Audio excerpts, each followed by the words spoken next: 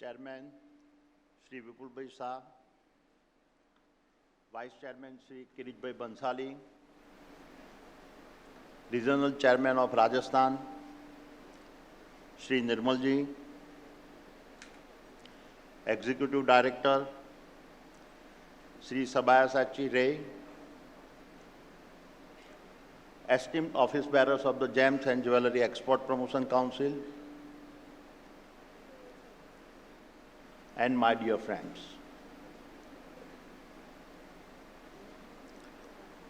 It is an honor to stand before you today at the 51st India Gems and Jewellery Awards. This is a celebration of our India's remarkable heritage in craftsmanship and innovations. My sincere congratulations to all the awardees whose exceptional efforts have carried forward India's rich legacy in jewellery. For centuries,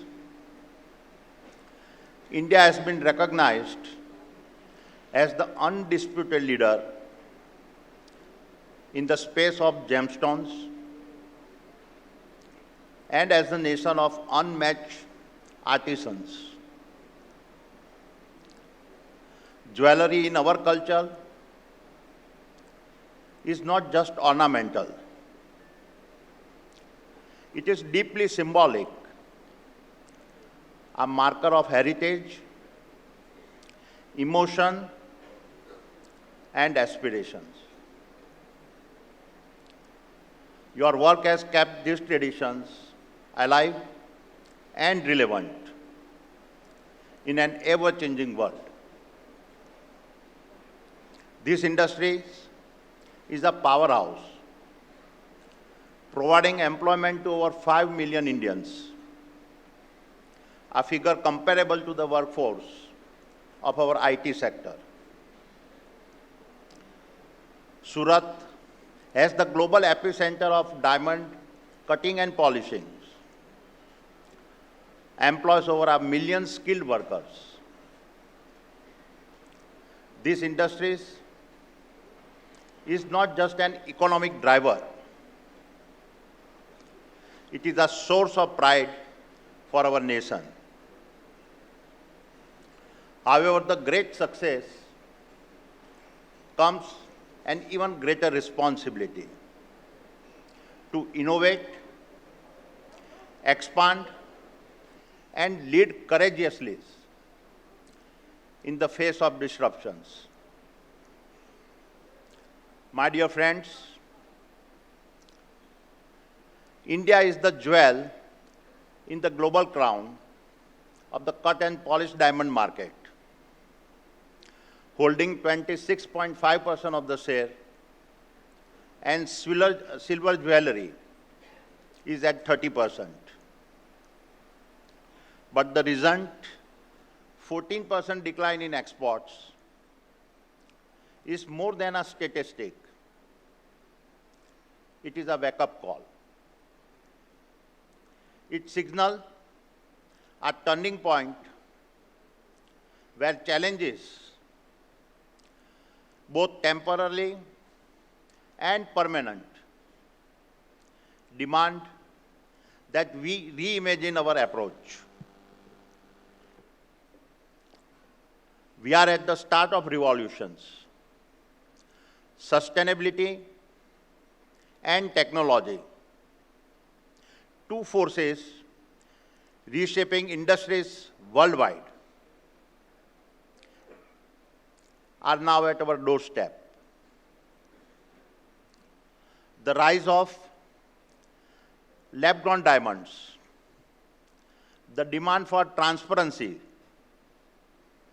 and ethical practices, shifting consumer priorities, and the digital wave are not just disrupting the status quo. They are creating a new blueprint necessary for success. This is therefore our moment to lead. The industries must think differently, act urgently, and innovate courageously.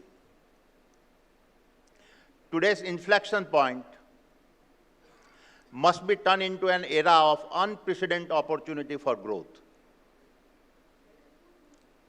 My dear friends, allow me to narrate a story to set some context. Over a decade ago, during my trip to California, I saw my first lab-grown diamond. The founder had enthusiastically shared his vision, confident that this was the start of revolutions in the jewelry industry. And he was right. As we now know, lab-grown diamonds have evolved from a scientific wonder to a market disruptor.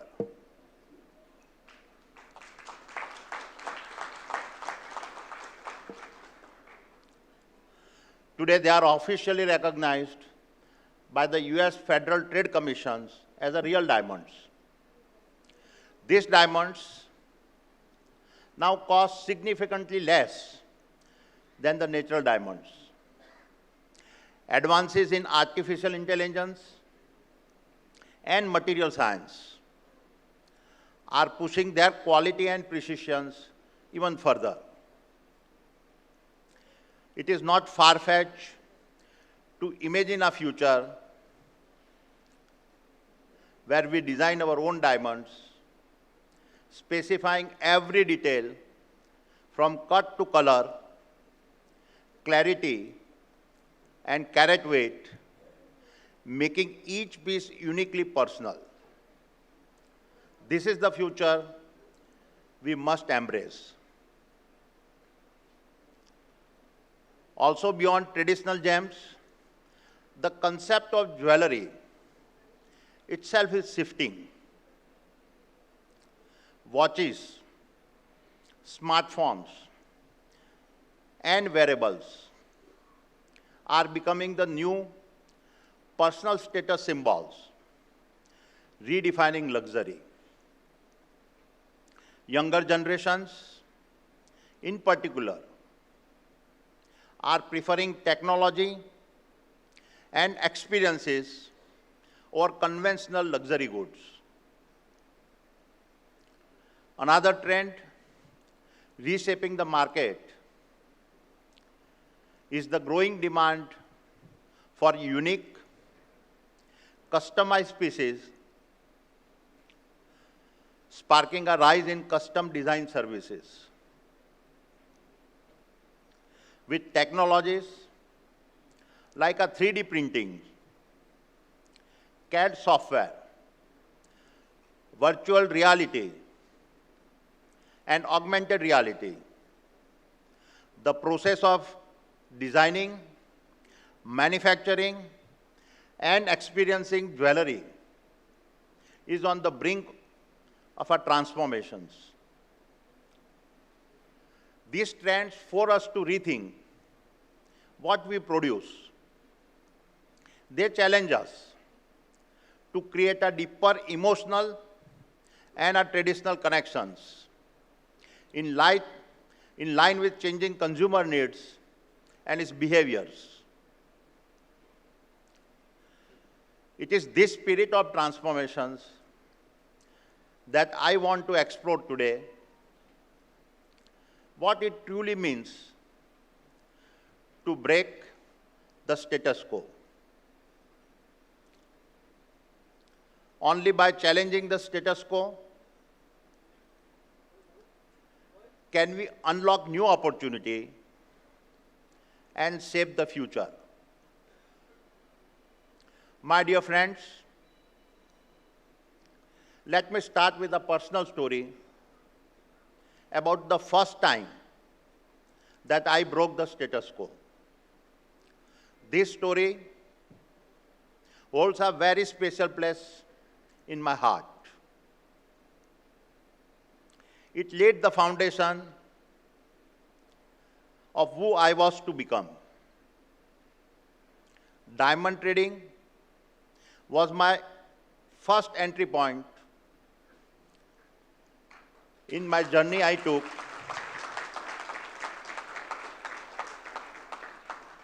to become an entrepreneur. In the year 1978, at the age of 16, I left my school, left my home in Ahmedabad, and took a one-way ticket to Mumbai. I had no idea what I would do,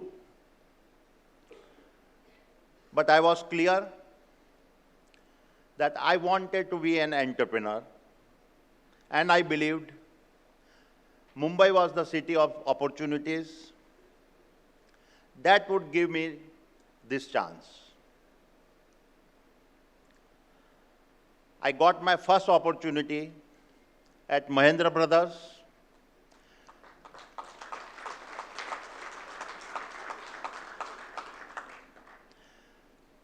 where I learned the art of diamond assorting.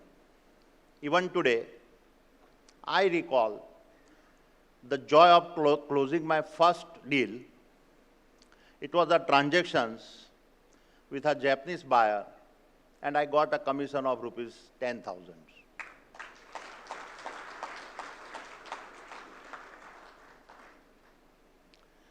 That day marked the start of a journey that would shape the way I would live my life as an entrepreneur. I also learned that trading makes a great teacher. What I learned as a teenager was that trading does not come with a safety nets. In fact, it is a discipline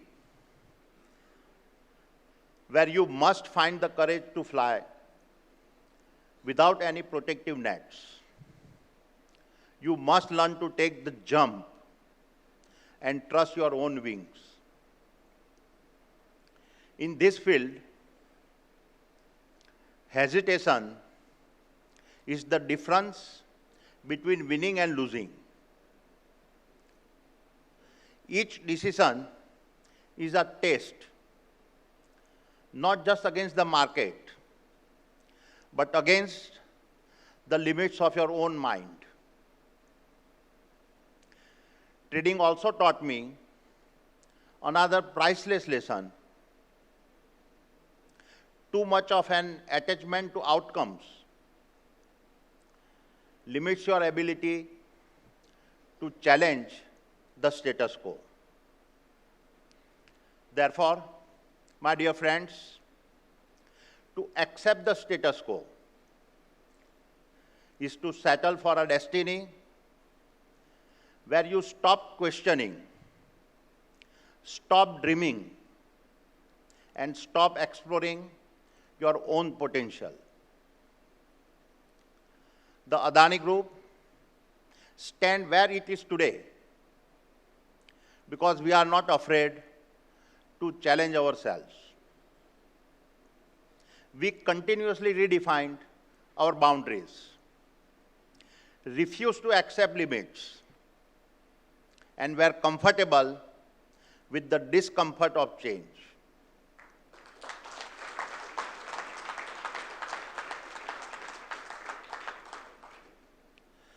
Our journey has been built on the foundation of grit and a relentless drive to overcome challenges.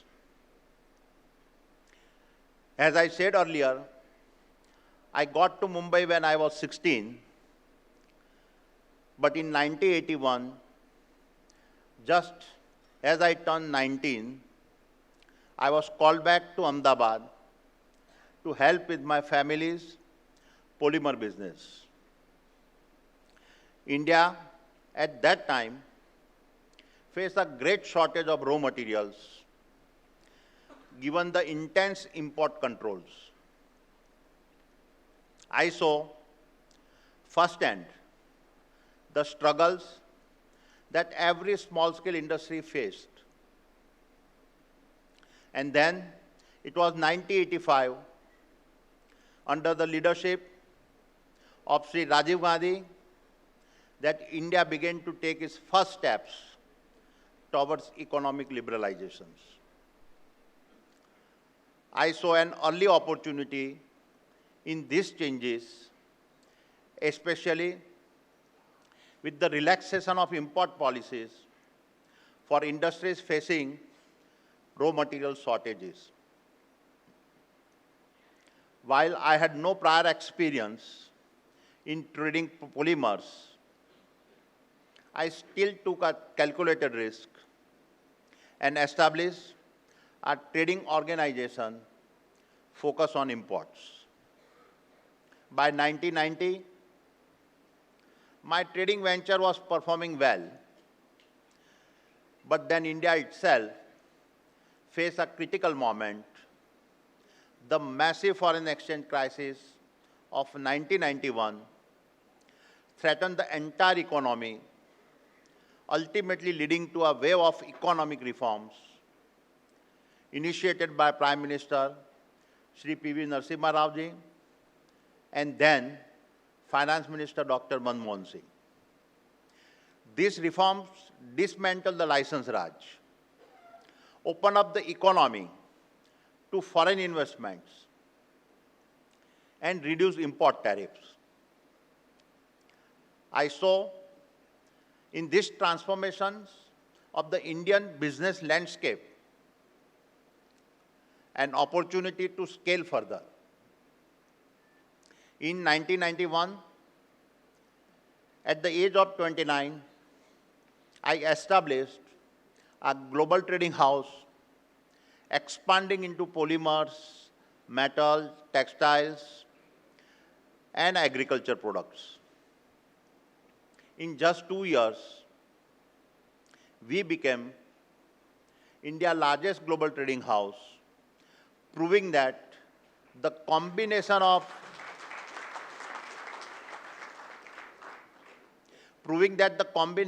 speed and scale is a powerful driver of growth. However, while the import-export business did very well, I had started questioning the status quo. I began realizing that for the next phase of growth, I would need to own assets and build something lasting.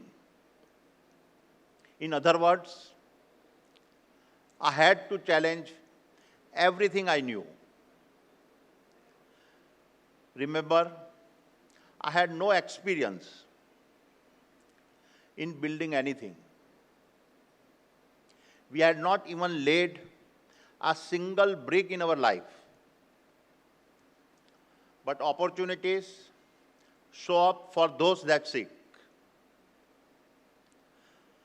And it was in 1995 that a transformative opportunity emerged when the BJP-led Gujarat government announced its port-led industrial development plan under a public-private partnership mode. To summarize a long story, we quickly moved to establish Mundra Port. These transitions, about 30 years back, was the start of our journey into the domain of infrastructures. My dear friends, I tell my team all the time that the future belongs to those who dare to see beyond the present and who recognize that today's limits are at tomorrow's starting points.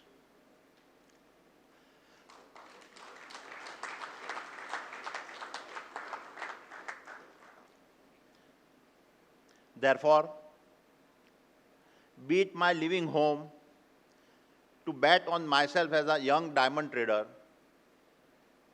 or believing that we could build the nation's largest port against the advice of all experts, to laying India's first private railway to connect Mundra port,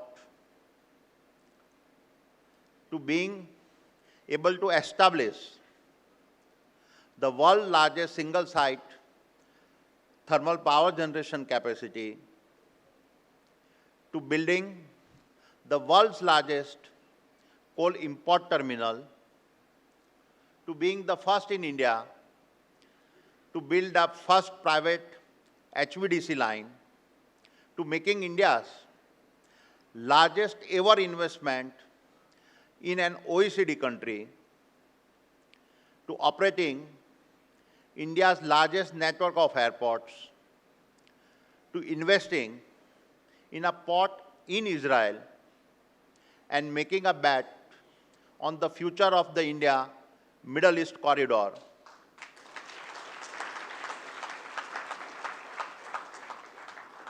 to the redevelopment of the world's largest slum. As we took these journeys, going beyond our comfort zone, we discovered other new possibilities. Had we remained satisfied with the status quo, this new and adjacent opportunity would have never come our way. Let me now outline a few examples. In the case of logistics, what we started as a port jetty to import coal in 1998 has gone on to become the country's largest port business.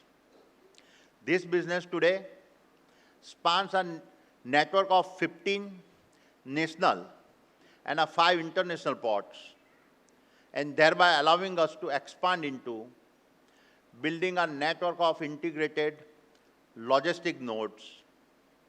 These nodes now are made up of ports, rail, highways, warehouses, inland container depots, fulfillment centers, and trucking. In a way, no other company has ever achieved in the world.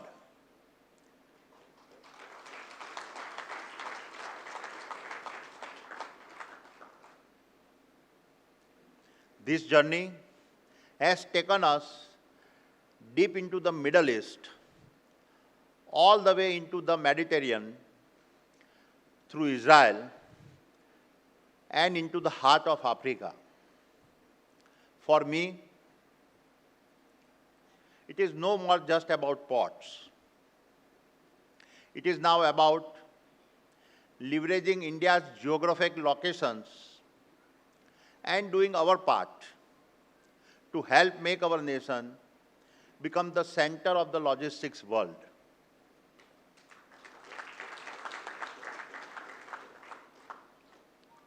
Likewise, what started as a single power plant in 2007 has now become not just India's largest private thermal power generation company, but has also allowed us to expand into adjacencies.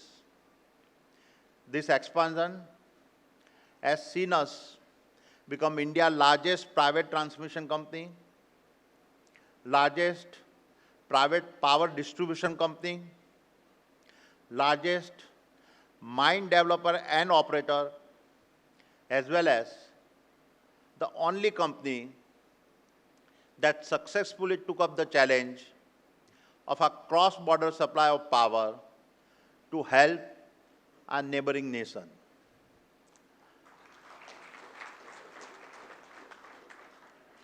Furthermore, it has allowed us to move into the area of renewable energy. Today, we are India's largest solar panel manufacturing company, as well as the world's largest single-site renewable energy facility. Well on our way to generate 30 gigawatt of power spread over a massive single span of land of more than 500 square kilometers. Yet, another example of challenging the status quo is our move into the airport business. In less than 3 years, we become the largest airport operator in the country.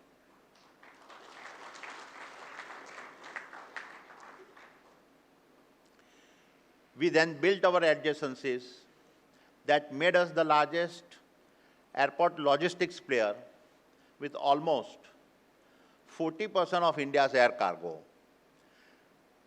and have now undertaken the world's largest slum redevelopment initiative, the Dharavi projects.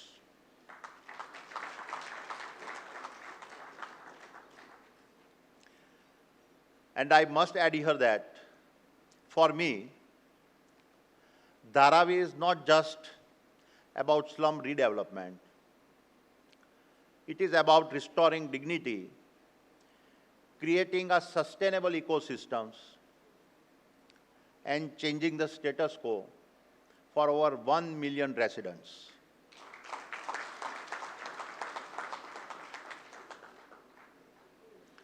My dear friends, looking back, while we have had our successes, our challenges have been even bigger. However, these challenges have not broken us.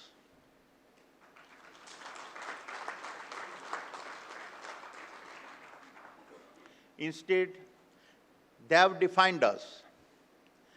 They have made us tougher and give us the unshakable belief that after every fall, we will rise again, stronger and more resilient than before.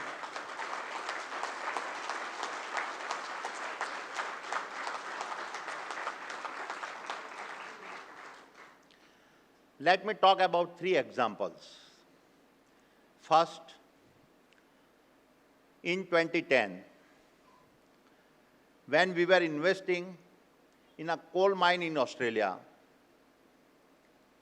our objective was clear: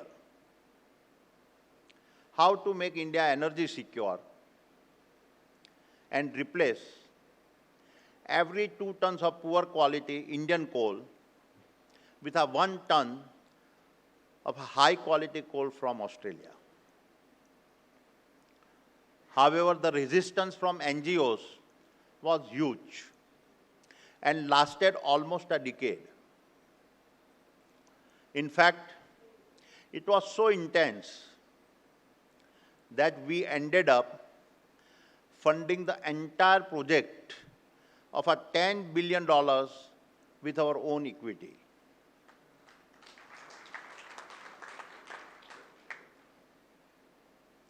While we now have a world-class operating mine in Australia,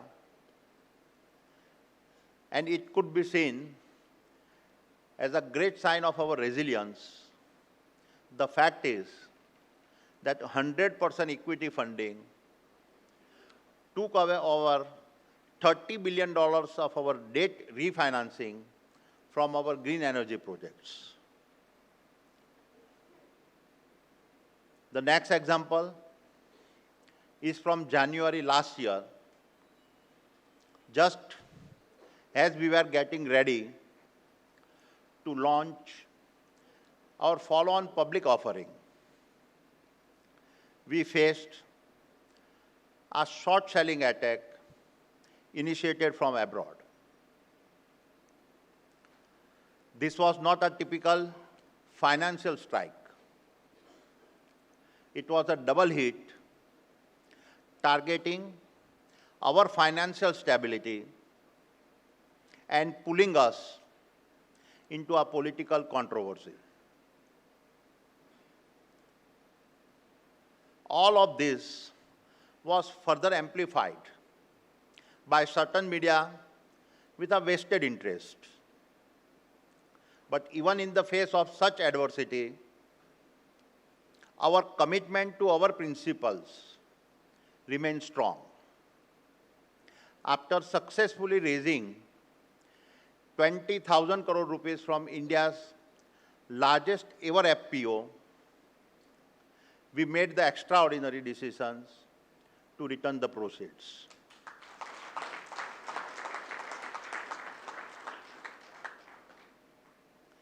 We then further demonstrated our resilience by raising capital from several international sources and proactively reducing our debt to EBITDA ratios to below 2.5 times, unmatched metric in the global infrastructure space. Moreover, our all-time record financial results in the same year showcase our commitment to operational excellence. Not a single Indian or a foreign credit rating agencies downgraded us. And finally, the Supreme Court of India affirmation of our actions validated our approach.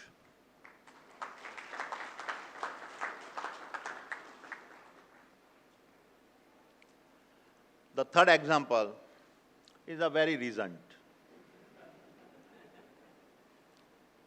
As most of you would have read, less than 2 weeks back,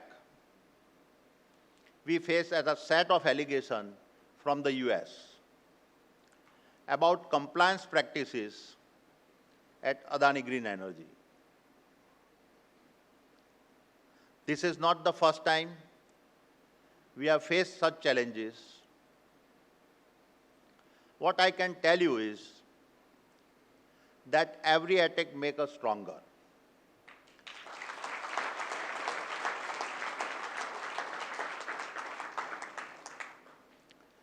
And every obstacle becomes a stepping stone for a more resilient Adani Group. The fact is that despite a lot of the wasted reporting, no one from the Adani side has been charged with any violation of the FCPA or any conspiracy to obstruct justice. Yet, in today's world, negativity spreads faster than facts. And as we work through the legal process, I want to reconfirm our absolute commitment to world-class regulatory compliance.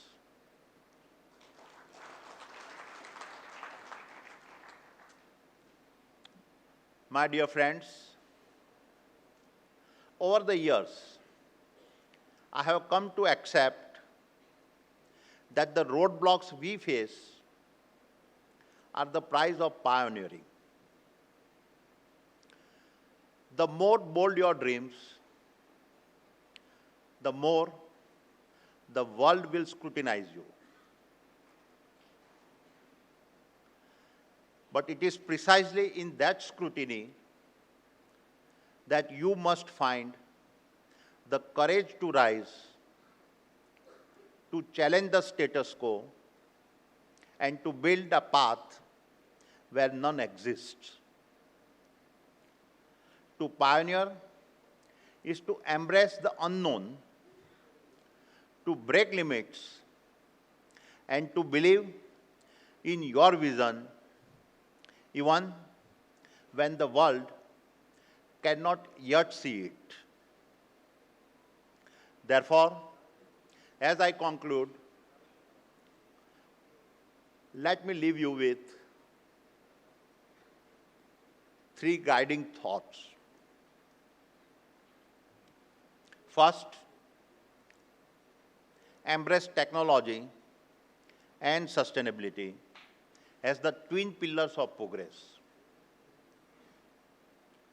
These are not just trends, they are the foundation of our future. Your success will depend entirely on how boldly and at what scale you integrate these forces into your work.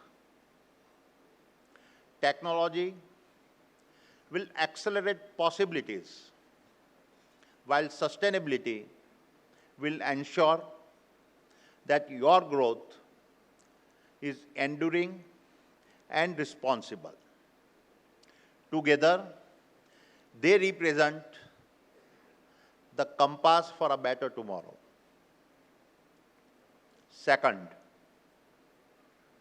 empower and uplift the skilled workforce at the heart of our transformations.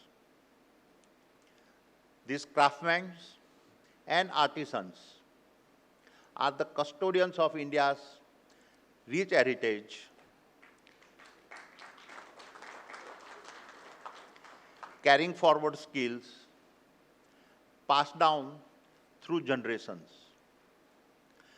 But for their talents to thrive in the modern world, they need access to new tools, digital platforms, and innovative training. Imagine an ecosystem where a craftsman from a small town uses a digital design software to create, market, and sell globally. This is the blend of traditions and technology we must champion. And finally, the future belongs to our youth. The younger generations brings a fresh ideas, unshakable energy, and a willingness to disrupt the old ways of thinking. We must nurture them and equip them to balance tradition with transformations, culture with innovations, and legacy with a sustainability. They are not just participants in the future, they are its architects. Together, let us create an India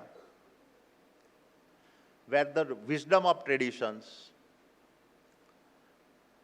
and the promise of innovations come together to challenge the status quo. And let us move forward with the confidence to create a future where India's gems illuminate the world with their brilliance.